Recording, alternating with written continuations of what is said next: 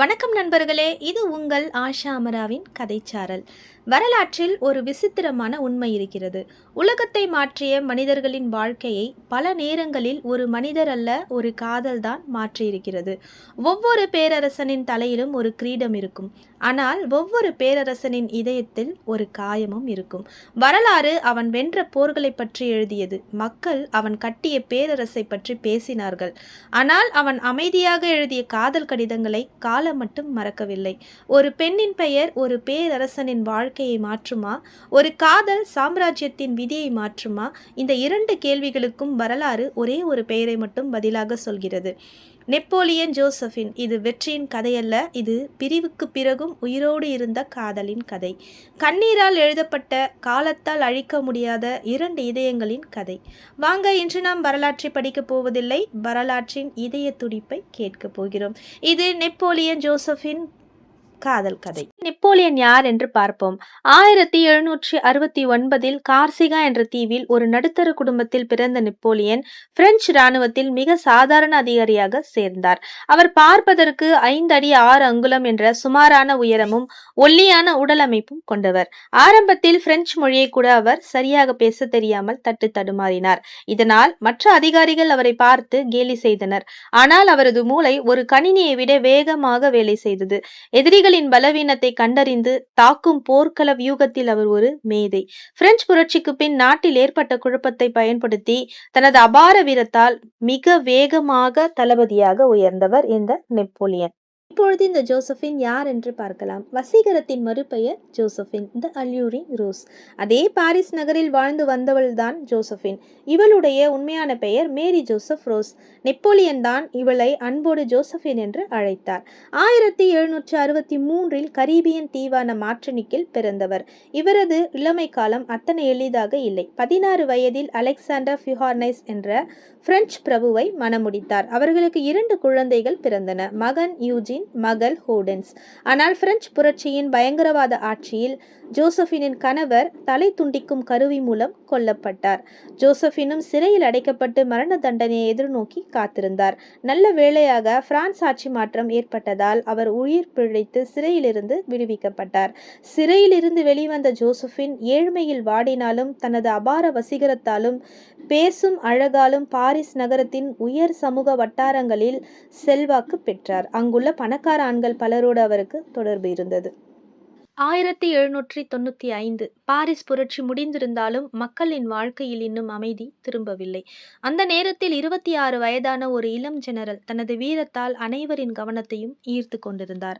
அவர்தான் Napoleon Bonaparte. மறுபக்கம் 32 வயதான ஜோசபின், ஒரு விதவை, 2 குழந்தைகளின் தாய். வாழ்க்கை அவளுக்கு காதலை விட, மகிழ்ச்சியை விட கண்ணீரையும் வலியையும் தான் அதிகமாக கொடுத்திருந்தது. இந்த இருவரையும் அறிமுகப்படுத்தியது அக்கால அரசியல் வட்டாரத்தில் இருந்த பால் பராஸ். ஒரு மாலை விருந்தில் நெப்போலியனும் ஜோசபினும் முதன்முறையாக சந்தித்தார்கள். அது நீண்ட உரையாடல் இல்லை, சில நிமிடங்கள் தான். ஆனால் அந்த சில நிமிடங்களே நெப்போலியனின் மனதை மாற்றிவிட்டது. ஜோசபின் மிகவும் அமைதியாகவும் நிதானமாகவும் பேசினாள். அவளுடைய பக்குவமும் கம்பீரமும் சிரிப்பும் நெப்போலியனை ஆழமாக கவர்ந்தது. அந்த சந்திப்பு முடிந்த பிறகும் நெப்போலியனின் மனதில் ஜோசபினின் முகம்தான் சுற்றி கொண்டே இருந்தது. அடுத்த சில நாட்களில் அவர் ஜோசபினை மீண்டும் மீண்டும் சந்திக்க முயன்றார். ஒவ்வொரு சந்திப்பிலும் அவளிடம் இன்னும் கொஞ்சம் நெருக்கமாக பேசினார். அந்த நட்பு மெல்ல மெல்ல நெப்போலியனின் காதலாக மாறியது. ஆனால் ஜோசபின் உடனே காதலை ஏற்றுக்கொள்ளவில்லை. அவளுக்கு ஏற்கனவே ஒரு தோல்வியடைந்த வாழ்க்கை இருந்தது. மீண்டும் ஒருவரை நம்புவது அவளுக்கு எளிதாக தோன்றவில்லை. மேலும் நெப்போலியன் அவளை விட 6 வயது இளையவர். அதுவும் அவளுக்கு ஒரு தயக்கமாக இருந்தது. ஆனால் நெப்போலியன் கைவிடவில்லை. அவர் தொடர்ந்து காதல் கடிதங்கள் எழுதினார். அந்த கடிதங்களில் பதவி இல்லை, புகழ் இல்லை, ஒரு மனிதனின் உண்மையான காதல் மட்டுமே இருந்தது.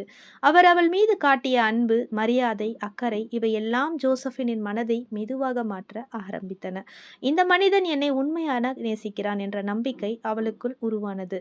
ஜோசபினுக்கு நெப்போலியன் மேல் காதல் இல்லை. அவளுக்கு நெப்போலியன் ஒரு சாதாரண கூச்ச சுபாவம் உள்ள இராணுவ அதிகாரி, அவ்வளவுதான்.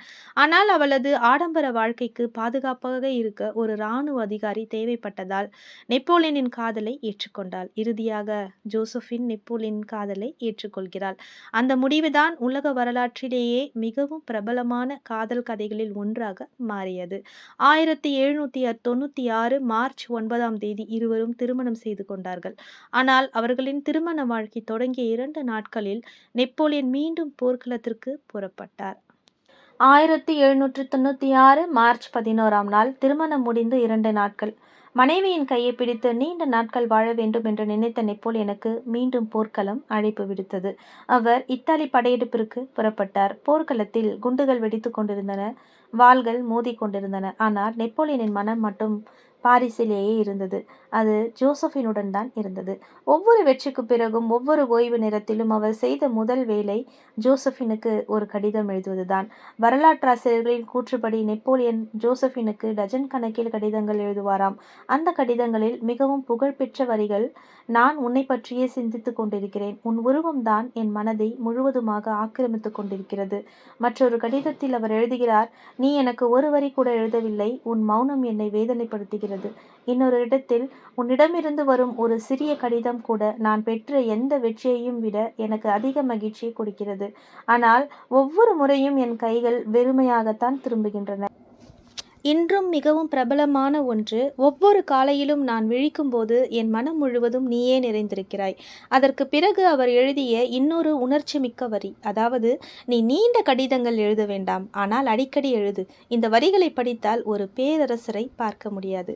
போரில் ஒவ்வொரு வெற்றியையும் முதலில் ஜோசபினுக்கு தான் எழுதினார். இந்த வெற்றி உனக்காக.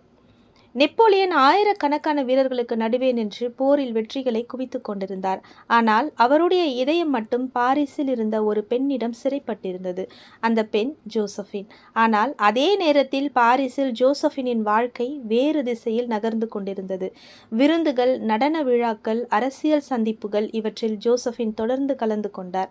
அந்த சந்திப்புகளில்தான் இளம் இராணுவ அதிகாரியான ஹிப்போலைட் சார்லஸ் என்பவருடன் அவளுக்கு நெருக்கம் ஏற்பட்டது. அவர் நகைச்சுவையாக பேசுவார், எப்பொழுதும் சிரிக்க வைப்பார். ஜோசபின் அவருடன் அதிக நேரம் செலவிட ஆரம்பித்தாள். இதற்கிடையில் இத்தாலியில் இருந்த நெப்போலியன் இன்னும் காதல் கடிதங்களை எழுதிக்கொண்டே இருந்தார். ஒவ்வொரு கடிதத்திலும் நான் உன்னை எப்பொழுது மீண்டும் பார்க்க போகிறேன் என்ற ஏக்கம்தான். ஆனால் ஒரு நாள் போர்க்களத்தில் இருந்த நெப்போலியனின் கைகளுக்கு ஒரு செய்தி வந்தது. அந்த செய்தி அவருடைய இதயத்தை உடைத்தது. ஜோசபின் இப்போலைட் சார்லஸுடன் அதிகமாக பழகுகிறாள். முதலில் நெப்போலியன் அதை நம்பவில்லை. என் ஜோசபின் அப்படி இருக்க மாட்டாள் என்று தன்னைத்தானே சமாதானப்படுத்தி கொண்டார். ஆனால் ஒரு செய்தி, 2 செய்தி, 3 செய்தி, அனைத்தும் ஒரே விஷயத்தை சொன்னபோது அவரால் மறுக்க முடியவில்லை. ஒவ்வொரு வெற்றியும் கிடைத்தபோது இந்த மகிழ்ச்சியை முதலில் வெளிப்படுத்த ஜோசபினுக்கு ரோஜாக்கள் என்றால் உயிர் என்பதை தெரிந்த அவர் அரிய ரோஜா வகைகளை அவளுக்காக தேடி வரவழைத்தார். அது மட்டுமல்ல, வைரம், மரகதம், மாணிக்கம், நீலம் போன்ற விலை உயர்ந்த கற்கள் பதிக்கப்பட்ட அரச குடும்ப நகைகளை பரிசாக கொடுத்து, இந்த உலகத்தில் எனக்கு கிடைத்த மிகப்பெரிய பொக்கிஷம் நீதான் என்று தன் காதலை வெளிப்படுத்தினார். வெற்றி நினைவாக அழகான ஆடைகள், விலை உயர்ந்த நகைகள், அரிய வாசனை திரவியங்கள், வெளிநாடுகளில் கிடைத்த சிறப்பு பொருட்கள் என பல பரிசுகளை அவளுக்காக அனுப்பினார். அன்று இரவு நெப்போலியன் தன் கூடாரத்தில் தனியாக அமர்ந்திருந்தார். கையில் வாள் இல்லை, ஒரு கடிதம் மட்டும். அந்த கடிதத்தில் கோபத்தை விட வலி அதிகமாக இருந்தது. அன்பை விட ஏக்கம் அதிகமாக இருந்தது. அவர் இன்னும் ஜோசபினை வெறுக்கவில்லை. ஏனென்றால் உண்மையான காதல் ஒரு நாளில் வெறுப்பாக மாறாது. அவருடைய கண்களில் தெரிந்தது ஜோசபினின் முகம் மட்டும்தான். பல நிமிடங்கள் அமைதியாக இருந்த பிறகு அவர் மீண்டும் ஒரு கடிதத்தை எழுதினார். அந்த கடிதத்தில் கோபம் இல்லை, சந்தேகம் இல்லை, அன்பு மட்டும்தான் அதிகமாக இருந்தது. உடைந்த இதயத்தின் வலி. அவர் ஜோசபினுக்கு எழுதினார்: நான் உன்னை உயிரை விட அதிகமாக நேசித்தேன். என்னை பற்றி நினைக்க உனக்கு ஒரு நிமிடம் கூட கிடைக்கவில்லையா? அதற்கு பிறகும் அவர் அவளை உடனடியாக குற்றவாளியாக நினைக்கவில்லை. அவளிடமிருந்தே உண்மையை கேட்க விரும்பினார். அதனால் போர் முடிந்தவுடன் பாரிஸுக்கு திரும்ப வேண்டும் என்று முடிவு செய்தார். 1797 பாரிஸ் நகரம். போர்க்களத்தில் நெப்போலியன் வெற்றிக்கு மேல் வெற்றியை பெற்று கொண்டிருந்தார். உலகம் அவரை ஒரு மாவீரனாக கொண்டாடி கொண்டிருந்தது. அப்பொழுது பாரிஸில் தனது வீட்டில் இருக்கும் ஜோசபினிடம் இத்தாலி போர்க்களத்தில் இருந்து ஒரு தூதுவர் நெப்போலியனின் கடிதத்தை கொண்டு வருகிறார். அதை அமைதியாக திறந்து படிக்கும் பொழுது நெப்போலியனின் ஆழமான அன்பும் ஏக்கமும் அந்த கடிதத்தில் இருந்தது. வெற்றியை பற்றி ஒரு வரி கூட இல்லை. புகழை பற்றி ஒரு வார்த்தை கூட இல்லை. ஒரு போர் வீரனின் பெருமை இல்லை. ஒரு அன்பின் இதயம் மட்டும் இருந்தது. அவர் எழுதினார், இந்த உலகம் என்னை வெற்றியாளன் என்று அழைக்கலாம். ஆனால் நீ இல்லாத ஒவ்வொரு இரவும் நான் உன்னை நினைத்து நினைத்து ஏங்கும் ஒரு சாதாரண மனிதன்தான். அந்த வரிகளை வாசித்த ஜோசபின் நீண்ட நேரம் எதுவும் பேசவில்லை. அவளுடைய விரல்கள் அந்த கடிதத்தை இறுக்கமாக பிடித்து கொண்டன. அவள் மனதில் முதன்முறையாக ஒரு கேள்வி எழுந்தது. என்னை இவ்வளவு நேசிக்கும் மனிதனுக்கு நான் என்ன திருப்பிக் கொடுத்தேன்? அந்த கேள்விக்கு அவளிடம் பதில் இல்லை. ஆனால் அவளுடைய இதயம் மெதுவாக மாற ஆரம்பித்தது. வரலாறு ஒரு விஷயத்தை தெளிவாக சொல்கிறது. நெப்போலியனின் காதல் ஒரு நாளும் குறையவில்லை. அந்த மாறாத அன்பு காலம் கடந்த பிறகு ஜோசபினின் மனதையும் மெதுவாக தொட்டது. ஆனால் காதல் தாமதமாக வந்தது. அன்பு வந்து சேர்ந்த நேரத்தில் நம்பிக்கையில் ஏற்கனவே ஒரு காயம் விழுந்துவிட்டது. சில காதல்கள் சரியான மனிதர்களுக்குள் பிறக்கின்றன, ஆனால் சரியான நேரத்தில் மலர்வதில்லை. நெப்போலியனும் ஜோசபினும் அப்படிதான். சில நாட்களுக்கு பிறகு இருவரும் மீண்டும் நேரில் சந்தித்தார்கள். ஜோசபினை பார்த்த அந்த நொடியில் நெப்போலியனின் கோபம் முழுவதும் மறையவில்லை. ஆனால் அவளை பார்த்த சந்தோஷம் மட்டும் மறைக்க முடியவில்லை. ஜோசபினும் முன்பை விட அவரிடம் மிகவும் நெருக்கமாக பேச ஆரம்பித்தாள். சந்தேகத்தால் விலகியிருந்த இரண்டு இதயங்கள் அந்த சந்திப்பில் மீண்டும் ஒன்றானது போல தோன்றியது. ஜோசபின் நெப்போலியனின் காதலை உணர ஆரம்பித்த பிறகு இருவரும் அடிக்கடி சந்திக்க ஆரம்பித்தார்கள். பாரிஸில் கிடைத்த ஒவ்வொரு வாய்ப்பையும் நெப்போலியன் அவளை பார்ப்பதற்காகவே பயன்படுத்தினார். நெப்போலியன் பேசும்போதெல்லாம் போரை பற்றி அல்ல, எதிர்காலத்தை பற்றி தான் பேசுவார். ஒரு நாள் நான் மிகப்பெரிய மனிதனாக உயர்வேன், அந்த நாளிலும் என் அருகில் நீ இருக்க வேண்டும் என்பதுதான் என்னுடைய ஆசை என்று கூறுவார். ஜோசபினும் மெதுவாக அவருடைய அன்பில் கரைந்தாள். ஆரம்பத்தில் தயக்கத்துடன் இருந்த அவள் இப்பொழுது நெப்போலியனை பார்க்காமல் ஒரு நாள் கூட இருக்க முடியாத நிலைக்கு வந்தாள். 1804 நெப்போலியன் பிரான்சின் பேரரசராக முடிசூட்டப்பட்ட போது உலகம் முழுவதும் பார்த்து கொண்டிருக்க தனது மனைவி ஜோசபினின் தலையில் தன் கைகளாலேயே கிரீடத்தை சூட்டினார். அது ஒரு அரச விழா மட்டுமல்ல, என் வாழ்க்கையின் ராணி நீதான் என்று உலகுக்கே சொன்ன தருணம். ஆனால் வாழ்க்கை எப்போதும் காதலுக்காக மட்டும் காத்திருக்காது. ஆண்டுகள் கடந்தும் அவர்களுக்கு ஒரு வாரிசு பிறக்கவில்லை. நாட்டின் எதிர்காலத்திற்காக ஒரு வாரிசு வேண்டும் என்ற அழுத்தம் அதிகரித்தது. நெப்போலியன் ஒரு சாதாரண மனிதர் இல்லை, ஒரு பேரரசர். பிரான்சின் எதிர்காலத்தை தொடர ஒரு வாரிசு வேண்டும் என்று அமைச்சர்களும் அரச குடும்பத்தினரும் தளபதிகளும் அவரது 3 சகோதரிகளும் தொடர்ந்து அழுத்தம் கொடுக்க ஆரம்பித்தனர். நெப்போலியன் மனதில் ஒரு போராட்டம் ஆரம்பித்தது. ஒரு பக்கம் உயிரை விட அதிகமாக காதலித்த ஜோசபின், இன்னொரு பக்கம் தன்னால் கட்டியெழுப்பப்பட்ட பேரரசின் எதிர்காலம். ஜோசபினால் அவருக்கு ஒரு குழந்தையை பெற்றுக் கொடுக்க முடியாது என்பது தெளிவான போது தனது தனிப்பட்ட வாழ்க்கைக்கும் பேரரசின் எதிர்காலத்திற்கும் இடையில் ஒரு கடினமான முடிவை எடுக்க வேண்டிய சூழ்நிலை ஏற்பட்டது. நாட்கள் கடந்தன. அந்த முடிவை எடுக்காமல் அவர் எவ்வளவோ முயற்சி செய்தார். ஆனால் சூழ்நிலை அவரை விடவில்லை. இறுதியாக 1809ஆம் ஆண்டு வரலாற்றிலேயே மிகவும் சோகமான முடிவுகளில் ஒன்றை நெப்போலியன் எடுத்தார். நான் உன்னை காதலிக்கவில்லை என்பதற்காக அல்ல, என் நாட்டின் எதிர்காலத்திற்காக என் மனம் உடைந்து ஜோசபினிடம் விவாகரத்தை பற்றி பேசினார். அந்த வார்த்தையை கேட்ட ஜோசபினின் கண்கள் கலங்கின. நெப்போலியனின் குரலும் நடுங்கியது. காதல் இன்னும் உயிரோடு இருந்தது. ஆனால் அந்த காதலை விட பெரிய பொறுப்பு அவர்களின் வாழ்க்கையில் வந்து நின்றது. விவாகரத்து நடந்த நாளில் அரண்மனை முழுவதும் அமைதி நிலவியது. இருவரும் ஒருவரை ஒருவர் பார்த்தபடியே கண்ணீர் வடித்தார்கள். அந்த கண்ணீரில் கோபம் இல்லை, வெறுப்பு இல்லை, தோல்வியும் இல்லை. இருந்தது ஒரே ஒரு விஷயம், இறுதி வரை குறையாத அன்பு. அவர்கள் கணவன் மனைவியாக பிரிந்தார்கள். ஆனால் ஒருவரின் நினைவிலிருந்து மற்றொருவர் ஒருபோதும் பிரியவில்லை. பல ஆண்டுகளாக இணைந்து நடந்த அந்த வாழ்க்கை அன்றோடு வேறு பாதையில் செல்ல போகிறது என்பதை இருவரும் உணர்ந்திருந்தார்கள். கண்களில் கண்ணீர் இருந்தது. ஆனால் அந்த கண்ணீரை விட கனமாக இருந்தது அவர்களின் மௌனம். ஏனென்றால் சில பிரிவுகளை வார்த்தைகளால் விளக்க முடியாது, அதை உணர மட்டும்தான் முடியும். இறுதியில் கண்ணீரோடு அவர்கள் விவாகரத்தை ஏற்றுக்கொண்டார்கள். அந்த நாளோடு அவர்களின் திருமண வாழ்க்கை முடிந்தது. ஆனால் ஒருவருக்கொருவர் வைத்திருந்த மரியாதையும் பாசமும் முடிவடையவில்லை. விவாகரத்திற்கு பிறகும் ஜோசபினை ஒரு நாள் கூட அவமானப்படுத்த நினைக்கவில்லை நெப்போலியன். அவள் தலை நிமிர்ந்து வாழ வேண்டும் என்பதற்காக அவளுடைய பட்டத்தையும் மரியாதையும் வாழ்க்கைக்கு தேவையான அனைத்தையும் அவர் பாதுகாத்தார். அவர் தொடர்ந்து பேரரசி ஜோசபின் என்ற மரியாதையை வைத்திருந்தார். மால்மைசன் அரண்மனையில் வசிக்க ஏற்பாடு செய்யப்பட்டு அவரது வாழ்க்கைக்கு தேவையான பொருளாதார ஆதரவையும் நெப்போலியன் தொடர்ந்து வழங்கினார். காலம் மெதுவாக முன்னேறியது. ஒரு பேரரசின் எதிர்காலத்திற்காக 1810ஆம் ஆண்டு நெப்போலியன் மேரி லூயிஸை திருமணம் செய்து கொண்டார். பின்னர் அவர்களுக்கு ஒரு மகனும் பிறந்தான். ஒரு பேரரசனாக அவர் செய்ய வேண்டிய கடமையை செய்தார். ஆனால் ஒரு மனிதனின் மனதில் சில இடங்களை காலத்தாலும் நிரப்ப முடியாது. 1814ஆம் ஆண்டு ஜோசபின் இந்த உலகை விட்டு பிரிந்தார். அந்த செய்தி நெப்போலியனின் மனதை ஆழமாக பாதித்ததாக வரலாற்று குறிப்புகள் கூறுகின்றன.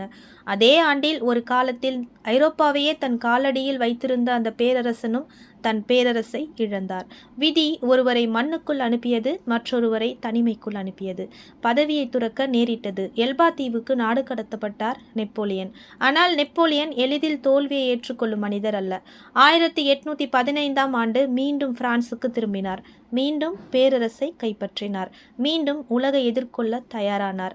ஆனால் வாட்டர்லூ போர்க்களம் அவருடைய வாழ்க்கையின் கடைசி போர்க்களமாக மாறியது. மீண்டும் ஒருமுறை செயின்ட் ஹெலினா என்ற தொலைதூர தீவுக்கு நாடு கடத்தப்பட்டார். ஒரு காலத்தில் ஆயிரக்கணக்கான வீரர்களின் நடுவில் வாழ்ந்த மனிதன் இப்பொழுது கடலால் சூழப்பட்ட ஒரு சிறிய தீவில் தனிமையோடு வாழ்ந்தார். 1821ஆம் ஆண்டு மே மாதம் 5ஆம் நாள் நெப்போலியனின் வாழ்க்கை பயணம் அமைதியாக முடிந்தது. அவர் இறுதியாக பேசிய வார்த்தைகள் மிகவும் பிரபலமான ஒரு பதிவில், France army head of the army Josephine. ஒரு விஷயம் மட்டும் யாராலும் மறக்க முடியாது. வாழ்க்கை அவர்களை பிரித்தது. அரசியல் அவர்களை வெவ்வேறு பாதையில் நடக்க வைத்தது. காலம் அவர்களிடமிருந்து எல்லாவற்றையும் பறித்து கொண்டது. ஆனால் ஜோசபினின் நினைவை மட்டும் நெப்போலியனிடமிருந்து பறிக்க முடியவில்லை. அதனால்தான் 200 ஆண்டுகள் கடந்த பிறகும் நெப்போலியனின் பெயர் ஒலிக்கும் இடமெல்லாம் ஜோசபின் பெயரும் அமைதியாக ஒலிக்கிறது. சில மனிதர்கள் வாழ்ந்து மறைந்து விடுகிறார்கள். சில நினைவுகள் காலத்தை தாண்டி வாழ்கின்றன. நெப்போலியனும் ஜோசபினும் அப்படிப்பட்ட அழியாத 2 நினைவுகள். இதுவரை என்னோடு இணைந்து இந்த கதையை கேட்டதற்கும் உங்கள் இதயத்திற்கும் உங்கள் நேரத்திற்கும் என் மனமார்ந்த நன்றி. மீண்டும் இன்னொரு மறக்க முடியாத வரலாற்று கதையுடன் சந்திப்போம். அதுவரை அன்புடன் விடைபெறுகிறேன். நான் உங்கள் ஆஷா.